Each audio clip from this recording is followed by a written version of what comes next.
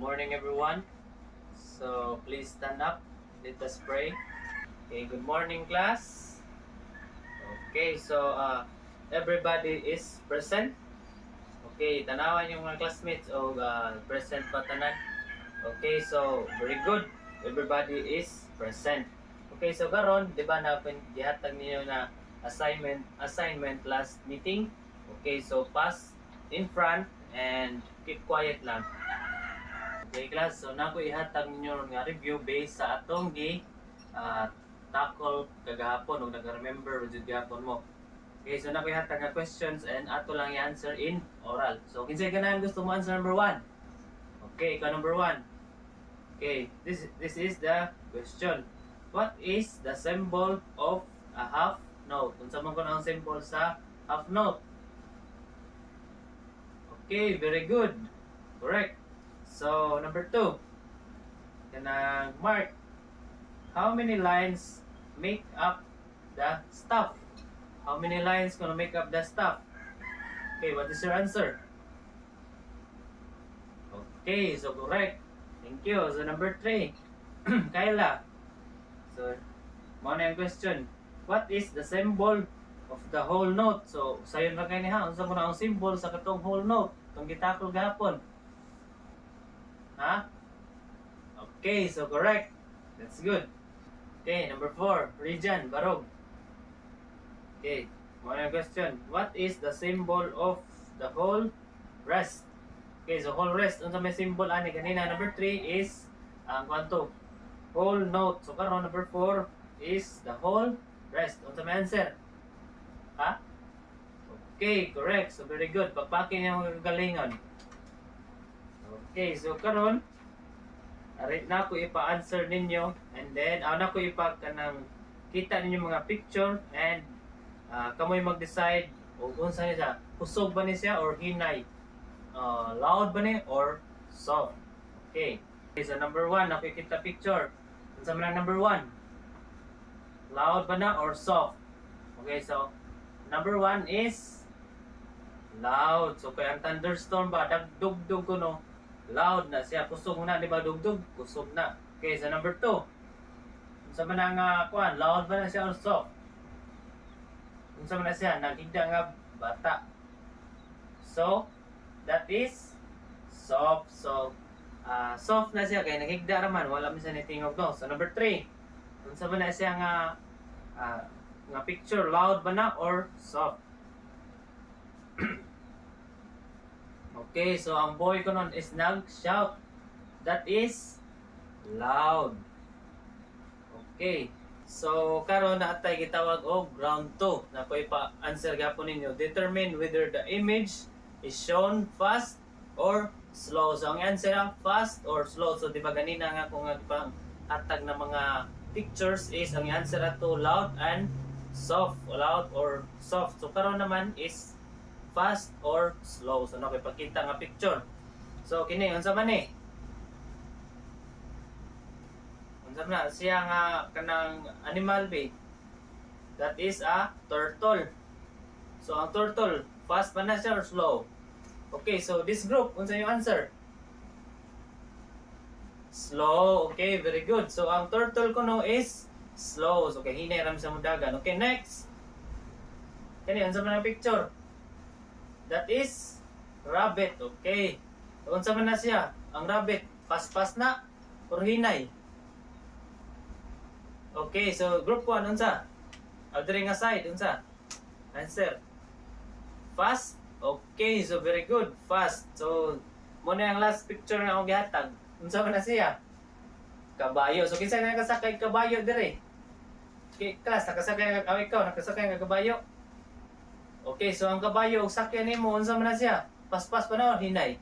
That is fast. Okay, correct. Very good. Okay, so now we're going to tackle about the dynamics and tempo. Okay, so ari ta magsugod sa dynamics og explain. Okay. So what is dynamics? Okay, so dynamics is how quietly or loudly a piece of music should be played. Dynamics are an important way of conveying the mood of a piece and your use of dynamics is a marked element of your performance. Okay, so dynamics kuno is how quietly or loudly unsa ka hinayon o ka kusgon. So kapag tayo naman ay pumapasok sa isang restaurant, so kinsa na nakasuder restaurant class? Okay, so kung unsa yung naobserbahan kung na sud mo restaurant. Okay, so ang mga tugtugin dano is mga sofra kanang peaceful na kayo siya ba? Muna ang kanang sud sa restaurant. So kapag tayo naman ay dumalo sa isang birthday party, so unsa may manotice ninyo diha nga mga tugtugan sa birthday party, so di ba mga jolly, mga paspas or mga loudly ba, mga kusog kay nga sound. So iyan ang epektong hatid ng iba't ibang lakas at hina ng isang musika. So mao to ang dynamics. So ang dynamics class na iduha ka levels. Okay, so itong basahon na the levels of dynamics. So dynamics are traditionally indicated by a range of Italian terms revolving around the terms piano means soft and forte means loud. So indicated in a noted music with the letters P for the soft and F for the loud. So these terms are further refined to include a range of louder and softer dynamics. So ang dynamics is naiparamdam nito sa mga makikinig ang tensyon, ang suspense, katahimikan, ang lakas at ang love, pagmamahal at maging ang damdamin ng tagumpay. So, sa pagtugtog ng isang musical composition, hindi lang tono at ritmo ang mahalaga. Ang tamang lakas at hina ng tugtog ay mahalagang bahagi din ng musika. Okay, so kaya naman ang isang musical composition ay may mga simbolong nagpakita sa tamang lakas o hina sa pagtugtog nito. So karon class na ko ipakita ninyo ang mga symbol or sign sa tamang hina or tamang lakas sa isang musical composition. Okay, so karon class ako explain ninyo ang duha ka levels sa dynamics. Ang dynamics na duha ka levels sa, so ang una is soft and loud levels. So ang ako una i-discuss ninyo is mo ni ang soft levels, tulo ni sila kabuok. So mo ni ang una, pianissimo, PP, very soft. So ang piano P, soft, and mezzo piano MP, moderately soft. So mauna sila ang tulo kabuok nga soft level. So karon ako rinig ninyo nga tugtugin mo ni siya ang nag-represent sa pianissimo, piano, and mezzo piano. So pamina mo class ha, kay nako ihatag nga question ninyo inig human ako sa music. And dapat ninyong i-take down notes ug unsay inyo na notice nga kalahian aning tulo nga loud na under sa soft levels. Okay, so mao ni ang example class sa pianissimo, very soft.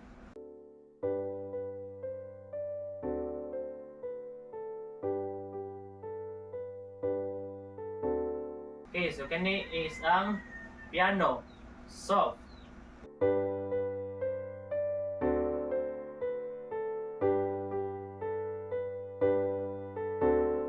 Mo ni ang last example, mezzo piano means moderately soft.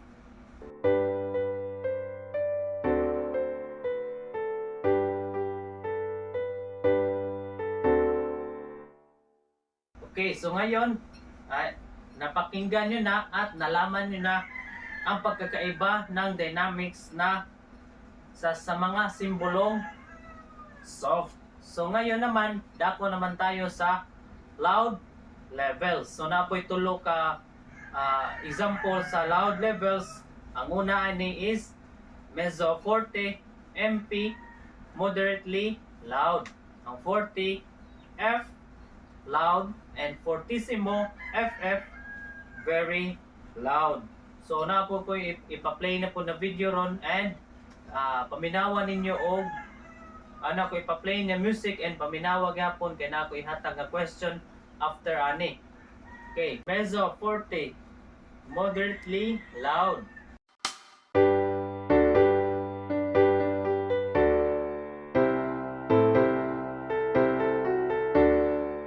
Forte means loud.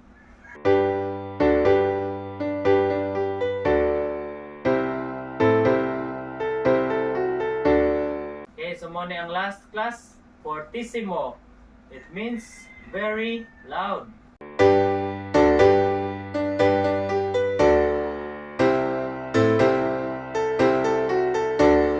Okay, so mao to class ang dynamics and levels of dynamics. Okay, so nasabtan na class nga naay duha ka levels ang dynamics, which is ang soft and loud levels. Okay, so manata ato class, and karon dako naman tayo sa tempo. So what is tempo? Tempo means the speed at which a piece of music should be played. So ang tempo kuno is nag-means sa speed, ang kapaspason o kahinayon nga ang usa ka music nga ma-play. Okay, so ang dynamics no na may levels of dynamics. So ang tempo po na po types of tempo in music. So what is it mean? So this is an important element of music that conveys emotions. So it mostly uses words written in Italian. So these words give singers or musician an idea of how fast or slow a song should be sung or played. So na types of tempo in music class, and nasuwat ni siya sa Italian nga word.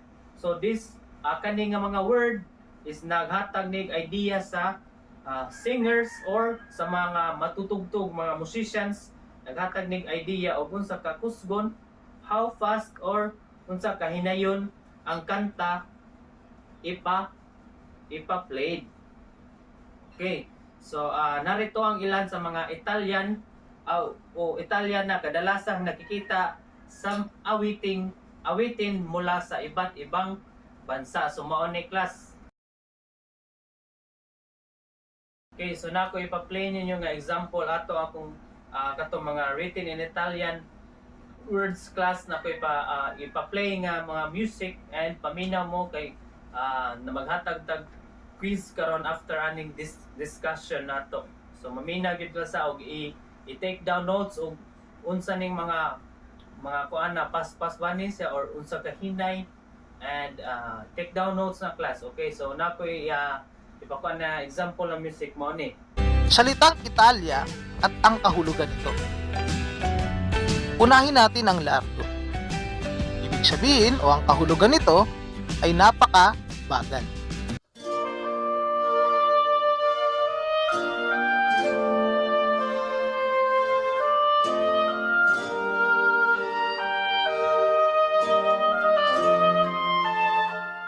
Sumunod ang andante. Kahulugan, mabagal.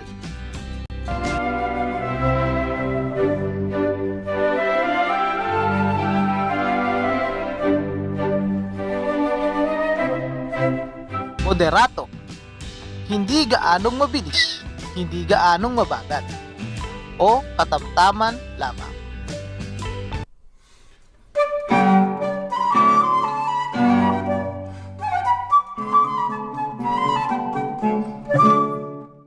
Allegro, mabilis.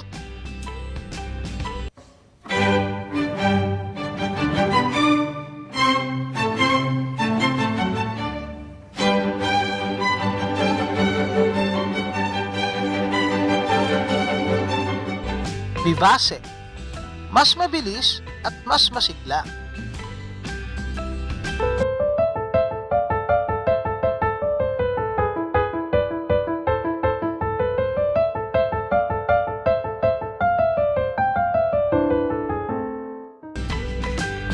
Presto, mabilis na mabilis.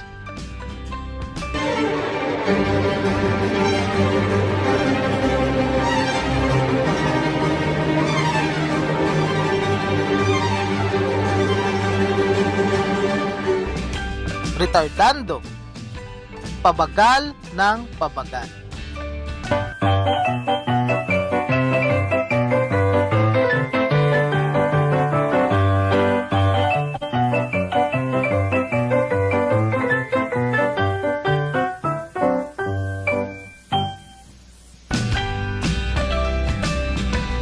Akselerando, pabilis ng pabilis.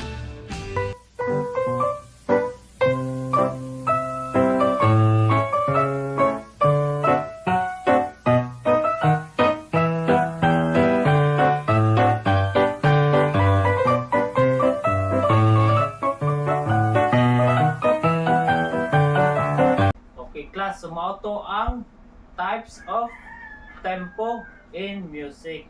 Okay, so nasabtan ra ba ang dynamics, ang level of dynamics, o ang tempo, o ang types of tempo in music, class? Okay, so do you understand our lesson today? Okay, very good. So now, I will give you an activity. So na ako'y mga questions, oral activity, kung naminaw with mo or nasabtan ba jud ang atong lesson today. Okay, so number 1, akong question. Ang equivalent to 5 points ni sa class. Oral lang ni nato. Okay. So what is dynamics? Unsa man kuno to ang dynamics, be? Okay? Okay, very good. So dynamics is how slowly or loudly a piece of music should be played. So ang duha ka levels sa dynamics is ang soft and loud levels. Okay, very good. So naminaw gid ay. Okay, so Barog, Mark, what is tempo? Okay, so tempo means the speed at which a piece of music should be played. Unsa kapaspason or kahinayon ang music nga ipakanta. Okay, so last question. Equivalent to 5 points. Hinumdumin yung mga points, ha? Okay, so last question. Why important for a singer or musician to follow the dynamics of tempo of a song? So nganong importante man kuno sa usa ka singer or sa usa ka magtutugtog nga ilang sundon ang dynamics and tempo of a song? Okay, so without it, music will be boring and dili magkatugma ang singer o nga musician. Palitan ang tingog sa singer is padung sa merida, and ang tugtog pod padung sa ormok. So dili jud magkatugma no. So dapat naa-joy dynamics and tempo. Okay, so very good, class. Now that you know that you understand our lesson today, so now I will give you an activity. Okay, so natay activity, class. Oral activity lang ni. So na ako'y here is the instruction. I'll play a sound and you will identify its dynamic level. So na ako'y pa-play nga sound and inyo identify kung unsa ni siya. Panisimo ba ni piano, mezzo forte, or fortissimo. Okay, so number 1, ako'y pa-play.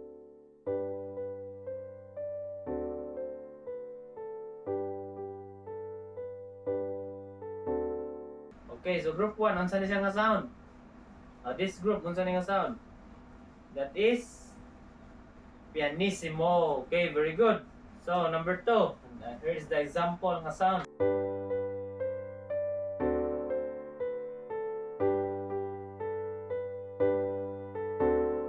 Okay, so this group, unsa yung answer? That is piano. Okay, so number 3. Na ang sound, paminawa.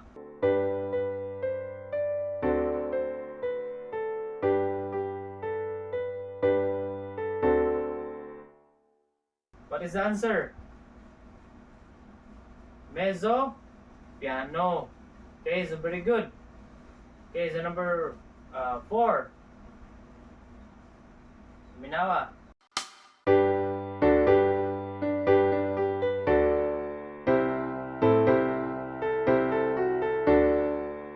Okay, what is the answer? Mezzo forte. Very good. So last number. last example ng sound. Kung saan ni siya.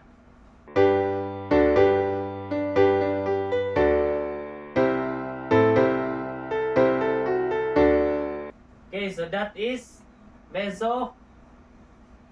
Oh, dili wrong. That is forte. Okay, so forte to siya. Okay, so now get one half lang, one half lengthwise. And answer this. So this is the instruction.